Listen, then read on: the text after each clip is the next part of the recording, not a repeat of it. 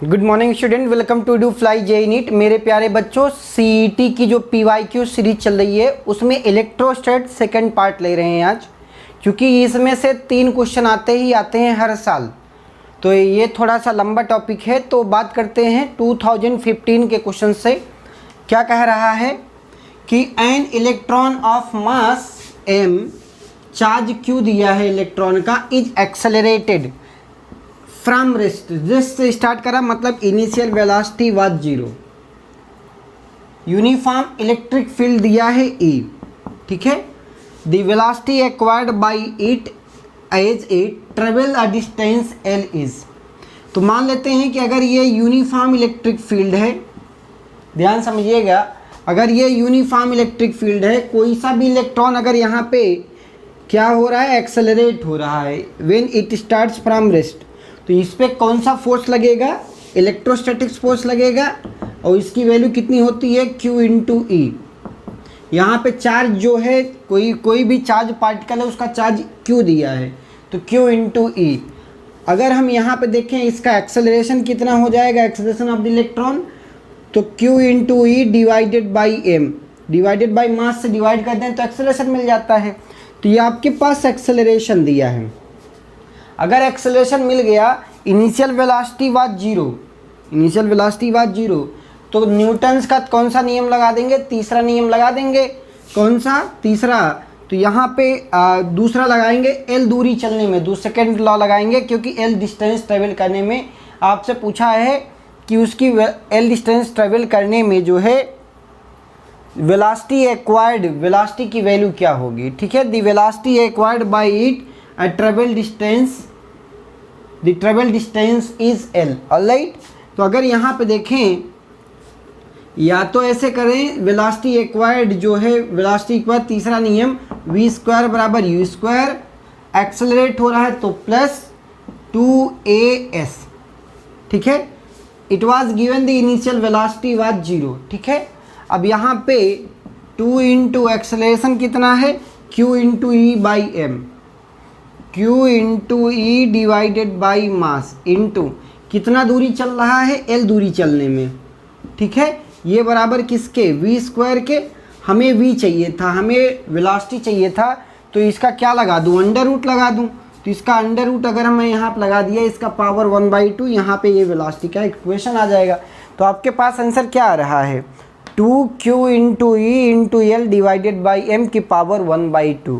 तो ऐसा कोई ऑप्शन है यहाँ पे, 2Q into E into L by M power 1/2, option A ही सही आंसर है। तो ये भी आसान सा क्वेश्चन आया है। बात करते हैं 2015 में ही एक क्वेश्चन और आया है MSCET में। आप चीज़ों को लिख भी सकते हैं, कॉपी कर ले, ताकि आपको जो है अगर कहीं पे पेपर आपके पास MSCET का नहीं है तो आपके पास एक कंटेंट तैयार हो जाएगा। बात करते हैं क्वेश्चन नंबर सेकेंड से, 2015 का ही है। क्या बोल रहा है, the electric field intensity at a point near or outside the surface of charge conductor any shape is E. अगर मान लें कि एक चार्ज कंडक्टर है, ये पॉजिटिव चार्ज कंडक्टर है, या इसको अजय ट्रीट कर सकते हैं कि इनफाइनाइट वायर है। तो यहाँ पे अगर चार्ज कंडक्टर है तो E1 की वैल्यू चाहे नियरर, चाहे पास में हो, चाहे दूर हो, आपको दोनों केस पता है। अगर पास होते हैं तब भी इलेक्ट्रिक फील्ड वही होती है, क्योंकि ये यूनिफॉर्म इलेक्ट्रिक फील्ड प्रोड्यूस होगी इधर भी और इस साइड भी, ठीक है। इस साइड भी यूनिफॉर्म इलेक्ट्रिक फील्ड प्रोड्यूस होती है। इनफाइनाइट थिन शीट मान लेंगे तो इसकी वैल्यू कितनी आती है, सिग्मा अपान एप्सिलॉन नॉट आती है, ठीक है। तो चाहे पास में हो चाहे दूर हो, इससे हमें दूरी पे डिपेंड नहीं करता ये। अब ये E1 की वैल्यू दी है, फिर क्या बोला, the electric field intensity due to charge infinite thin plane बोला है, जिसकी वैल्यू ये E2 है। तो चार्ज इनफाइनाइट थिन प्लेन में अगर हम देखें तो यहाँ पे ये इनफाइनाइट सिलिंड्रिकल सरफेस ऐसे मान सकते हैं, wire is a infinite cylindrical surface. तो इसमें इलेक्ट्रिक फील्ड कितनी आती है, sigma upon epsilon not, infinite cylindrical surface. और अगर इनफाइनाइट थिन प्लेट है यहाँ पे, इनफाइनाइट थिन प्लेन है या इनफाइनाइट थिन शीट भी बोल सकते हैं, उस केस में जो इलेक्ट्रिक फील्ड दिया वो E2 दिया है। क्या दिया है? E2। अब इसकी वैल्यू कितनी आती है? That is sigma upon 2 epsilon naught आती है। अब ये कहीं पे भी हो सकती है, चाहे दूर हो चाहे पास हो, it does not depend on distance. ठीक, अब दोनों का रेशियो पूछा है, दोनों का रेशियो क्या होगा? तो E1 अपान E2 बराबर sigma upon epsilon not divided by sigma upon 2 epsilon not. तो ये सब पूरा कैंसिल हो गया, तो ये वैल्यू 2:1 आ गया। या क्रॉस मल्टीप्लाई कर लें तो E1 बराबर 2E2, E1 बराबर 2E2, ऐसा कोई ऑप्शन दिया है? E1 बराबर 2E2, option C is correct. ठीक है, so stay tuned, we Do Fly JEE NEET question number 3rd 4th जो कि 2016 में आया हुआ है। सो क्वेश्चन नंबर 3rd से बात करते हैं। क्या कह रहा है? 3 पैरेलल प्लेट एयर कैपेसिटर, मतलब जो K की वैल्यू है वो 1 है, आर कनेक्टेड इन पैरेलल। मान लेते हैं कि एक कॉम्बिनेशन है, ये इस तरीके से पैरेलल प्लेट कैपेसिटर 3 दिए हैं। ठीक है, ये C1 मान लो, ये C2 और ये C3। ठीक है, parallel plate capacitor, each capacitor has plate area, मतलब A1 मान लें, ईच प्लेट A1 की वैल्यू जो है, चाहे हम A1 बात करें, each plate area is A/3, सबका एरिया A/3 है एंड सेपरेशन अलग अलग है। सेपरेशन क्या दिया है? D, 2D and 3D respectively. The equivalent capacity of the capacitor पूछ रहा है। ठीक है, तो हम कैसे करेंगे? आपको क्या बेसिक पता है? C1 की वैल्यू एप्सिलॉन 0 A/D होती है। क्या होती है? Epsilon 0 A/D, parallel plate capacitor का फार्मूला। तो एप्सिलॉन 0 A के जगह है A/3 इंटू D के जगह ये D के जगह D1 की जगह D। ऐसे C2 की वैल्यू क्या हो जाएगी? एप्सिलॉन 0 A/3 इंटू D2 की जगह 2D हो जाएगी, और C3 के जगह आप क्या हो जाएगा? C3 बराबर एप्सिलॉन 0 A/3 इंटू D3 के जगह क्या वैल्यू हो जाएगी? 3D हो जाएगी। तो अगर यहाँ पे देखें तो आपके पास C1 भी आ चुका है, C2 भी आ चुका है, C3 भी आ चुका है। तो इसको हम क्या लिख सकते हैं? Epsilon 0 A/3D। यहाँ पे क्या लिख सकते हैं? एप्सिलॉन 0 A/6D लिख सकते हैं। यहाँ पे एप्सिलॉन 0 A/ वैल्यू कितना है? यहाँ पे 2, यहाँ पे 2D है। ठीक है, यहाँ पे 4D होगा, डिवाइडेड बाई 2 4 हो जाएगा, यहाँ पे वैल्यू 6D हो जाएगा। ठीक है, तो आपके पास ये भी C1 C2 C3, अगर कोई कैपेसिटर पैरेलल में कनेक्ट होता है तो C इक्विवेलेंट आप जानते हो। C इक्विवेलेंट कैसे निकाल सकते हो? C1 + C2 + C3। तो इन सब को एडिशन करना है, कुछ नहीं। तो अगर तो यहाँ पे एरिया जो है A/3 है, तो ये वैल्यू 3 2 जा 6 आ जाएगा। यहाँ पे 3D है, 3 3 9 हो जाएगा। ठीक है, तो यहाँ पे अब सही है। ठीक है, अब आपके पास C1 C2 C3 कैसे हैं? पैरेलल में है, और पैरेलल में C इक्विवेलेंट आप जानते हो। पैरेलल में C इक्विवेलेंट क्या निकाल सकते हो? C इक्विवेलेंट बराबर C1 + C2 + C3 निकाल सकते हैं ये चीज़। तो अब C1 की वैल्यू क्या है? एप्सिलॉन 0 A/D, सब में से कॉमन आ जाएगा, तो वहाँ क्या बचेगा? 1/3, ऑलराइट, यहाँ पे 1/6 1/9 ये बचेगा। अब इसका LCM कितना ले सकते हैं? 18 ले सकते हैं। तो LCM अगर 18 ले लेता हूँ तो यहाँ पे कितना हो जाएगा? 3 6 18, 6 3 18, 9 दूनी 18, तो 6 3 9 2 11। तो आंसर क्या आ जाएगा? 11 एप्सिलॉन 0 A/18D आ जाएगा। तो कौन सा ऑप्शन है? 11 epsilon 0 A/18D, option B is correct.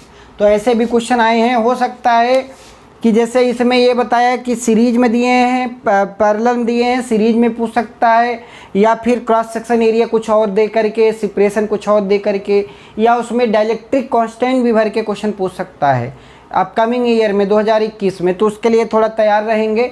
तरीका यही है करने का। अगर डाइलेक्ट्रिक भरा जाएगा उसमें तो क्या करना होगा मुझे? जहाँ पे ये वैल्यू लिखते हैं एप्सिलॉन 0 A/D, तो वहाँ पे एप्सिलॉन 0 KA/D हो जाएगा, कोई अंतर नहीं होता है।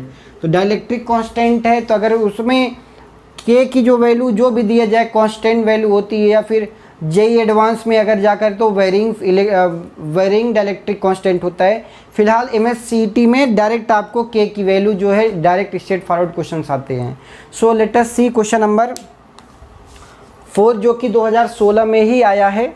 4 में क्या कह रहा है, the amount of work done in increasing the voltage across the plates of capacitor from 5 volt से 10 वोल्ट तक ले जाना है, और इसके लिए वर्क डन क्या दिया है, W दिया है।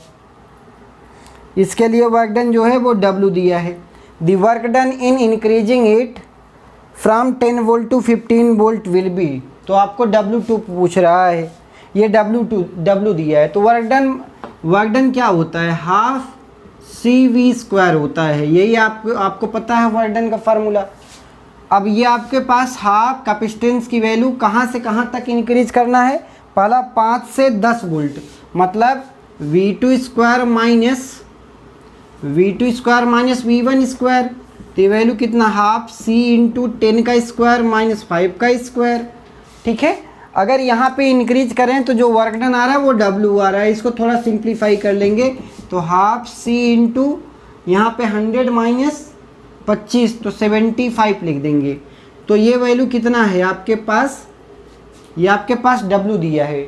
अब दूसरा क्या कह रहा है, वर्क डन कितना, वर्क डन जो है W2 निकालना है, हाफ इंटू C इंटू, अब वोल्टेज कहाँ से कहाँ तक इंक्रीज कर रहा है, 10 वोल्ट से 15 वोल्ट तक। ठीक है, तो यहाँ पे 15 का स्क्वायर माइनस 10 का स्क्वायर, 15 का स्क्वायर मतलब कितना हो गया, 225 माइनस 10 का स्क्वायर 100, तो ये 125 हो गया। 1/C इंटू ये वैल्यू 125। अब मुझे ये W2 दिया है, दोनों का रेशियो सिंपली निकालना है। W1/W2 यहाँ पे कर लेंगे, W/W2 लिख देंगे। W की वैल्यू कितनी है, 75C divided by 2 divided by 125C divided by 2, 2 cancel, C cancel, 25 तिया 75, 25 125। तो यहाँ पे हमें W2 चाहिए था, W2 is equal to 5W/3। 5W/3 का मतलब कितना होता है, 3 1 के 3, 1.67 आता है, 1.67W। तो ऐसे भी क्वेश्चन पूछे गए हैं। तो W2 की वैल्यू क्या हो गई, दिस इज W2 बराबर 1.67W। ऑप्शन कौन सा है, D। तो ऐसे भी क्वेश्चंस आए हैं आसान। सो stay tune with EduFly JEE NEET question number 5 and 6 2007। सो बात करते हैं क्वेश्चन नंबर 7 से 2017 का क्वेश्चन है। क्या कह रहा है, 2 parallel plate air capacitor of capacity C दिया है, आर कनेक्टेड इन सीरीज। ठीक है, पहले दोनों कैसे कनेक्टेड हैं, सीरीज में। ठीक है, दोनों एयर कैपेसिटर हैं। अगर ये C है ये C है और दोनों पैरेलल प्लेट कैपेसिटर हैं तो C इक्विवेलेंट क्या हो गया, 1/C इक्विवेलेंट। अगर यहाँ पे करें तो 1/C प्लस 1/C, तो वैल्यू कितना 2/C, और C इक्विवेलेंट की वैल्यू C1 इसको मान लेंगे, C1 की वैल्यू C/2 आ जाएगी। ठीक है, C/2। अब दूसरे में क्या बोला, कह रहा है कि if then one of the capacitor is completely filled with dielectric, one of capacitor is completely filled with dielectric का मतलब क्या है कि उसमें से एक जो कैपेसिटर है वो पूरा का पूरा फिल कर दिया गया है। ठीक है, मान लेते हैं कि K जो है इसकी डाइलेक्ट्रिक कांस्टेंट है, पूरा कंप्लीटली फिल किया गया। तो 1/C इक्विवेलेंट 2 मान लेते हैं कि क्या हो जाएगा, 1/C1, C1 की value 1/C plus 1/C2, C2 की वैल्यू K इंटू C हो जाएगी, that is K times of C हो जाती है। तो ये वैल्यू कितनी आ जाएगी, अगर LCM ले लें तो C इक्विवेलेंट टू डायरेक्ट लिख देंगे, इसको लेट सपोज C2 मान लेते हैं, कोई C2 मान लेते हैं, तो डायरेक्ट वैल्यू क्या आ जाएगी, K into C divided by KC plus C। ठीक है, तो C कॉमन ले लेंगे, C कॉमन ले लें तो यहाँ पे अगर क्या बचेगा, K इंटू C अपान, यहाँ पे C कॉमन ले लें तो K प्लस 1 बचेगा इंटू C कैंसिल, तो इसका मतलब KC अपान K प्लस 1। तो ये आपके पास हो गया C2 हो गया, ये C1 आ गया। अब दोनों का जो है फिर क्या बोल रहा है कि changes in effective capacity in of the series combination is. ठीक है। अब ये C1 C2 आ गया, तो इनका जो कितना चेंज हुआ है ये पूछ रहा है। तो चलते हैं चेंज निकाल लेते हैं। C2 माइनस C1 चाहिए। C2 की वैल्यू कितनी दिया है, K इंटू सी अपान K plus 1 minus C/2, minus C/2 C1 की जगह पे। तो यहाँ पे अगर क्या चीज़ कॉमन दिख रही है, C कॉमन दिख रही है, C कॉमन ले लें तो K अपान K प्लस 1 माइनस 1/2 आ जाएगा। ठीक है, थोड़ा और सिंप्लीफाई कर लें, 2 इंटू K प्लस 1, यहाँ पे 2K आ जाएगी, यहाँ पे 2K माइनस K प्लस 1, ठीक है, इंटू C। तो यहाँ पे क्या वैल्यू आपके पास आ जाएगी, C/2 तो बाहर ले लें, यहाँ पे C/2 और ये 2K minus K, 2K minus K मतलब K माइनस 1। तो यहाँ क्या लिख देंगे, 2K माइनस 1, K माइनस 1 हो जाएगा, 2K माइनस K मतलब K माइनस 1 अपान K प्लस 1 इंटू C/2। ये आपके पास क्या आ जाएगा, चेंज आ जाएगा, डेल्टा C का चेंज। तो ऐसा कौन सा ऑप्शन है, C/2 K minus 1 upon K plus 1, K minus 1 upon K plus 1, yes C/2, option A is correct. बाकी ये भी गलत दिया, ये भी गलत है, यस ऑल राइट, ये भी गलत है, ये भी गलत है।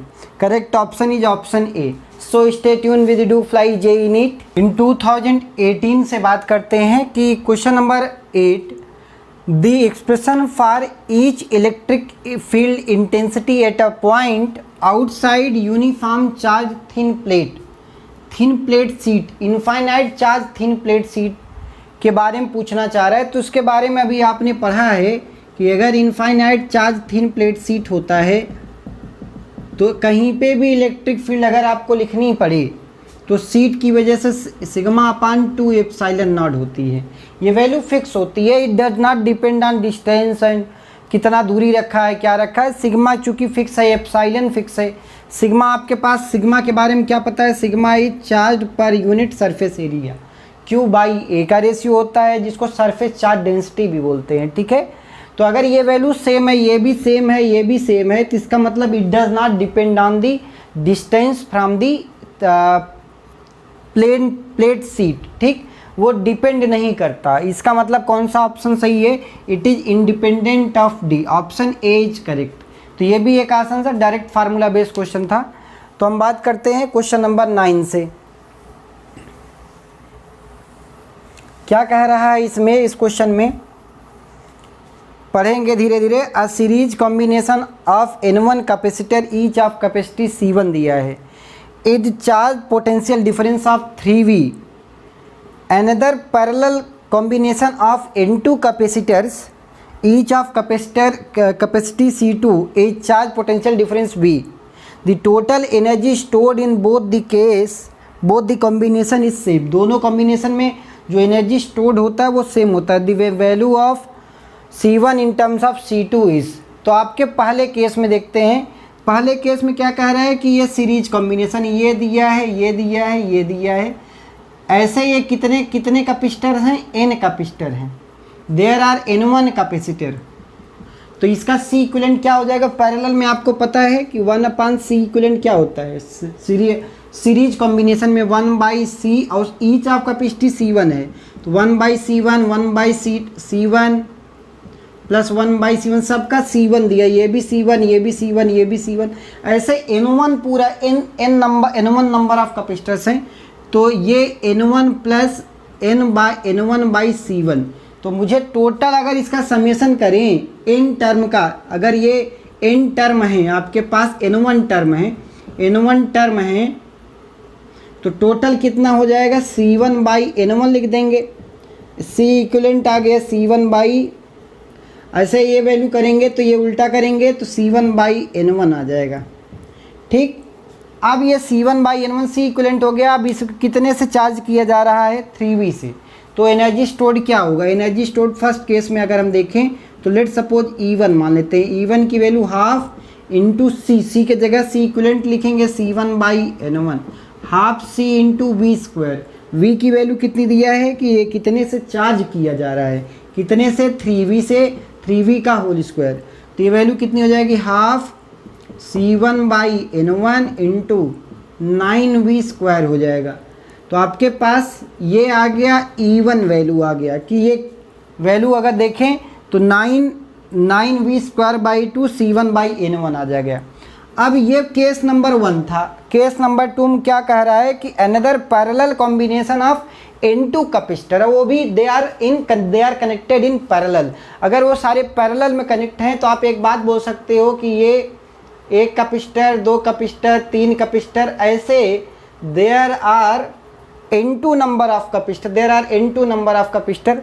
तो पैरेलल कॉम्बिनेशन में आपको पता है कि सी इक्विवेलेंट क्या होता है, C1 + C2 + C3, और सबका यहाँ पे C2, ये भी C2, ये भी C2, तो there are N2 number of capacitor. So C equivalent you can directly write it in, ये वैल्यू कितनी हो जाएगी, N2C2 हो जाएगी। क्या हो जाएगी, N2C2। अगर 1 कैपेसिटर है तो C2 हो जाएगी, 2 है तो 2C2, 3 है तो 3C2। अगर N2 नंबर ऑफ कैपेसिटर है तो N2C2 हो जाएगी। ऑलराइट, अब इसमें भी हम एनर्जी स्टोर लिख लेते हैं, ½ N2 C2, ½ C × V²। अब V की वैल्यू यहाँ दिया है कि V दिया है, ये आपके पास इलेक्ट्रिक फील्ड E2 आ जाएगी। ठीक है, अब दोनों में एक बात बोल रहा है, ये जो है इसके बराबर है, E1 = E2, ½ C1/N1 9v², ½ N2C2 v²। तो v² कैंसिल, ½ कैंसिल। ऑलराइट, हमारे पास वैल्यू कितनी मिल रही है, ये इसका आंसर कितना मिल रहा है, अगर ध्यान से देखें 9C1/N1 = N2C2, ये आंसर मिल रहा है। अब इसको थोड़ा सा रीसिम्प्लीफाई करेंगे, C2 in terms of C2 पूछ रहा है। ठीक है, तो the value of C1 value कितनी हो जाएगी, C1 is how much, N1 N2 C2 / N। Yes, N1 N2 C2/9, option A is correct. तो ये भी एक आसान सा क्वेश्चन है, बस आपको सीरीज पैरेलल में बस एक तरीके से मतलब हैंडल करने आना चाहिए, और ऐसा कुछ टफ क्वेश्चन नहीं था। ठीक है, so stay tune with do fly JEE NEET 2019 का 4 सेट आए हुए हैं। उस साल ऑनलाइन पेपर हुआ था, तो टोटल 4 सेट हैं, 4 दूनी 8 क्वेश्चन आए हुए हैं, तो वो सारे डिस्कस कर। सो हम बात करते हैं क्वेश्चन नंबर 10 से, जो कि 2019 में आया है, ये भी 2019 में ही आया है दोनों।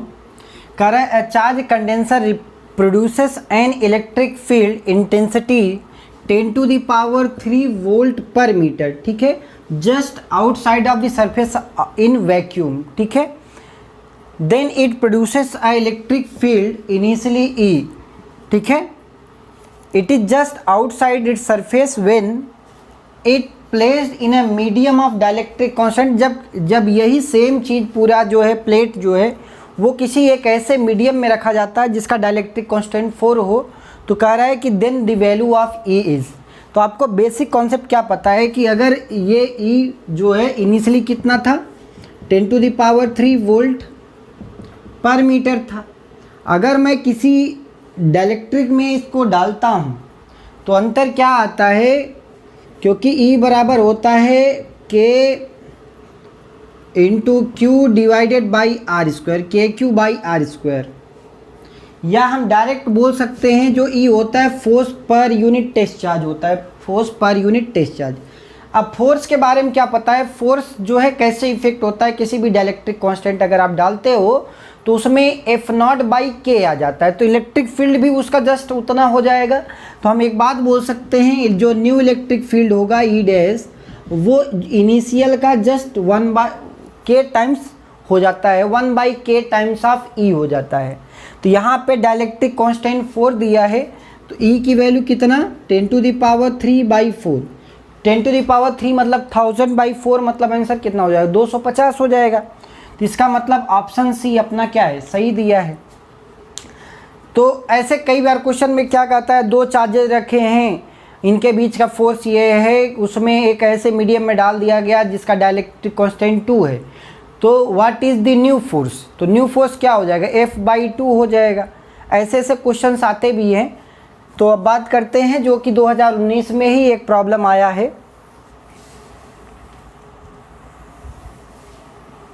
ऑलराइट, क्या कह रहा है कि in parallel plate air capacitor मतलब डायलेक्ट्रिक कांस्टेंट के की value 1 of distance d between plate reduces to 1/4 and space between them is filled with dielectric medium constant 2 दिया है।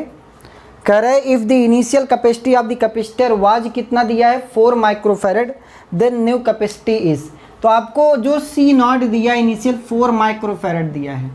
अब इसमें क्या कह रहा है कि अगर ये पैरेलल प्लेट कैपेसिटर है, सपोज ये क्या है आपके पास पैरेलल प्लेट कैपेसिटर, तो पैरेलल प्लेट कैपेसिटर का बेसिक कॉन्सेप्ट पकड़ेंगे और क्वेश्चन को उड़ाएंगे। क्या कह रहा है कि इनके बीच की जो भी सेपरेशन होती है वो D होती है, इसका क्रॉस सेक्शन एरिया A होता है, इस पे पूरा पॉजिटिव चार्ज होता है, इस पे पूरा पॉजिटिव चार्ज होता है और इस पे पूरा नेगेटिव चार्ज होता है। तो इस पे जो कैपेसिटेंस की वैल्यू आती है C की, वो क्या आती है ε0A/d आती है।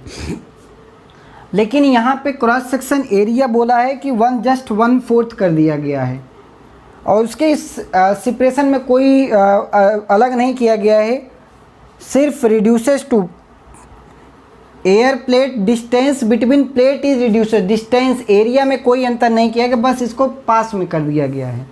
मतलब जो D2 है वो D/4 कर दिया गया, जितना पहले था उसका 1/4, और इसमें क्या भर दिया गया dielectric constant having value of 2।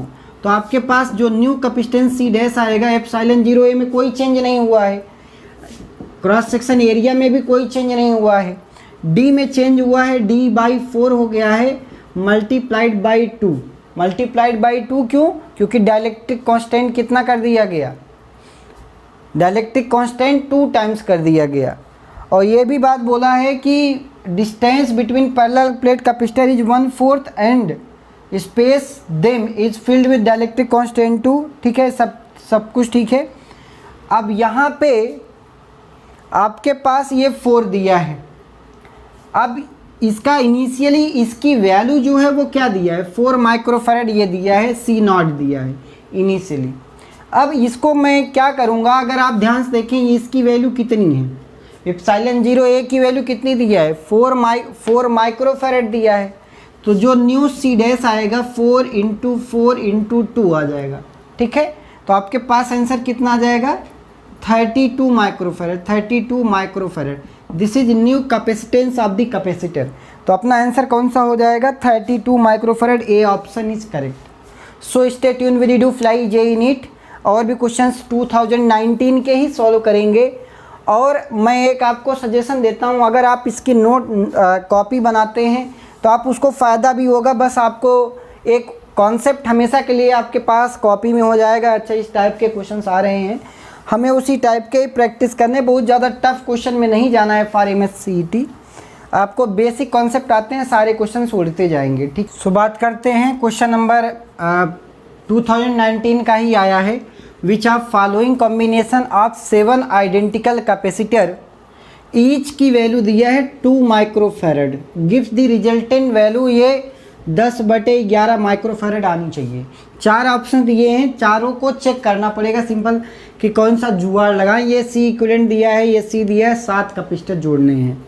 तो हम पहले से चेक करते हैं। पहला 3 पैरेलल में है, तो पैरेलल में डायरेक्ट 3C होता है, 3 पैरेलल 1 2 3 पैरेलल हैं, उसके साथ 4 सीरीज 1 2 3 4, तो 7 कैपेसिटर हो गए। ये C ये C ये C C C C, तो ये वैल्यू कितनी आ जाएगी 3C।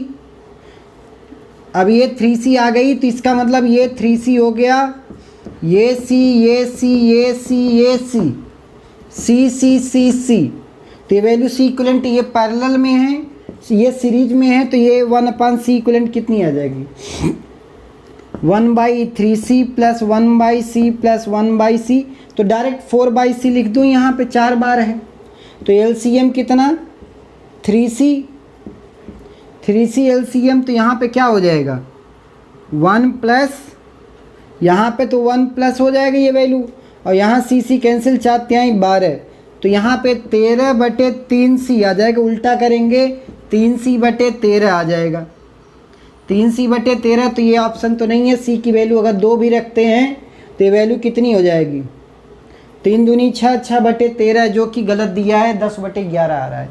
तो ये ऑप्शन में तो नहीं है।